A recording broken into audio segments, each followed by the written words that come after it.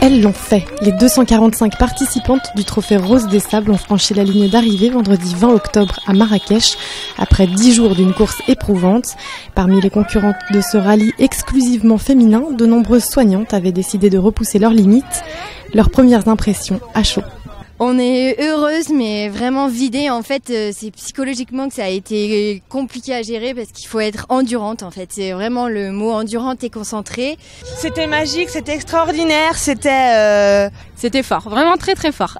C'est indescriptible en fait, c'est des émotions qu'on connaît pas, qui sont multipliées par 10 000.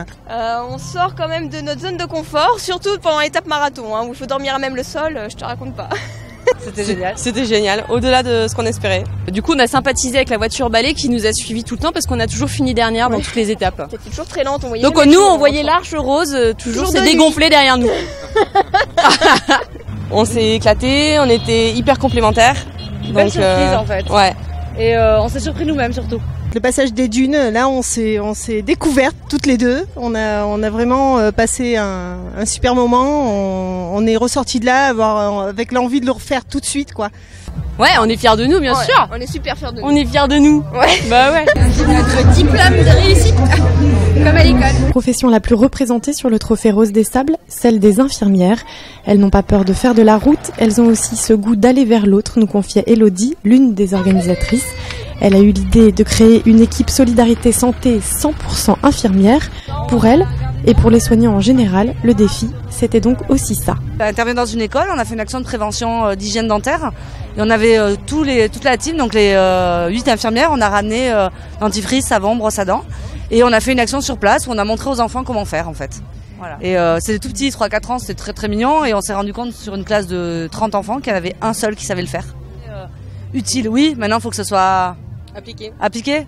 Par exemple, une maman qui avait accouché récemment de jumeaux qui ne pouvait pas allaiter ses 2 enfants. Donc de suite, le lait en poudre, par exemple, qu'on a apporté a pu rendre service. C'est cette aide-là surtout qui nous tenait à cœur, plus que le côté sportif en tant que soignant. Après une journée de détente dans Marrakech où les roses sont allées visiter le jardin Majorel, la place Jama El Fna ou encore le souk, les concurrentes se sont réunies pour la grande soirée de remise des prix. Cette année, le Québec est monté sur le podium. J'espère que ce soir vous vous sentez aussi gagnante que nous et que vous célébrez avec nous. Voilà, bravo tout le monde. Merci. Grâce aux dons, 2500 enfants vont bénéficier cette année d'une sensibilisation à l'hygiène et recevront un kit complet. Le Trophée Rose des Sables, un raid sportif et solidaire donc, qui valait bien quelques moments de détente pour les roses.